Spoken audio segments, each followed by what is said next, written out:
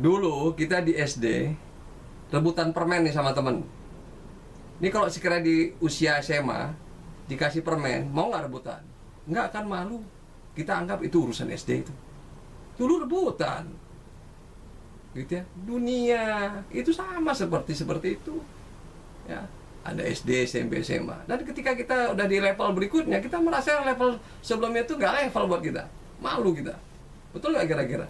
Yang kita kejar-kejar dunia ini nanti kita akan jadi begitu kita tarik garis kehidupan kita, timeline kita tuh ke 1000 tahun yang akan datang, 10.000 tahun yang akan datang, baru kita tahu, ya Allah, ini kita rugi betul gitu ya, karena ternyata itu ecek-ecek gitu.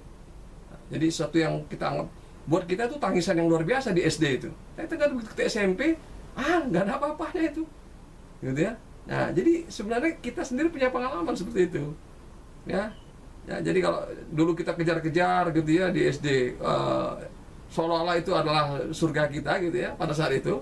Dan kalau kita nggak dapat tuh marahnya bukan main kita. Ternyata begitu di SMP dan SMA. Contoh gini lah, kita penikmat makanan yang sedap kan di usia tertentu saja. Begitu kena asam urat, kolesterol tinggi, disuguhkan pun nggak mau. Terus kita mengatakan yang bukan iman, yang disebutkan iman itu kalau saya masih bisa hidup. Nah, kok begitu? Dulunya enggak ngejar-ngejar. Jadi sebenarnya yang tadi itu sebenarnya ya mata'ul hayatid dunya kata Al-Qur'an. Itu hanya ya perhiasan di dunia yang mengecohkan manusia. Gitu ya. Wallahu indahu husnul ma'ab. Di sisi Allah sebenarnya terdapat tempat kembali yang abadi dan itu hakiki. Ya, itu yang akan kemudian value-nya ya kemudian ya nggak tergantikan. Seharusnya manusia ke sana kalau dia tahu, gitu ya. Nah, jadi ini orang-orang yang terhenti kesadarannya sampai kepada urusan jangka pendek itu dan akhirnya dia berjibaku dengan urusan jangka pendek, dia mengorbankan masa depannya, yaitu mirip orang seperti gitu ya. Dia lebih bagus kemudian nggak dapat SMP SMA ya, tapi kemudian dia berusaha untuk jadi orang yang hebat di SD. Ya tetap aja SD Pak. Ya, nilainya tetap rendah. Gitu. Jangan kan SD, sekarang S3 aja masih dianggap masih belum berprestasi kalau nggak punya karya-karya ilmiah yang lebih ini lagi. Jadi begitulah manusia. Nah, begitu juga jenjang kehidupan. Berarti ada alangkah ruginya kita ketika kita kemudian ya